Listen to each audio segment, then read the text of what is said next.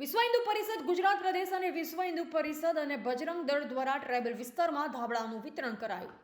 વિશ્વ હિન્દુ પરિષદ ગુજરાત પ્રદેશ, વિશ્વ હિન્દુ પરિષદ ગુજરાત, બજરંગ દળ, વિશ્વ હિન્દુ પરિષદ પ્રેરિત ઉત્તર ગુજરાત સેવા વિભાગ વતીથી ટ્રાયબલ વિસ્તાર એવા પોશીના તાલુકાના ગામડાની અંદર સેવા વિભાગ દ્વારા ધાબળાનું વિતરણ કરવામાં આવેલ.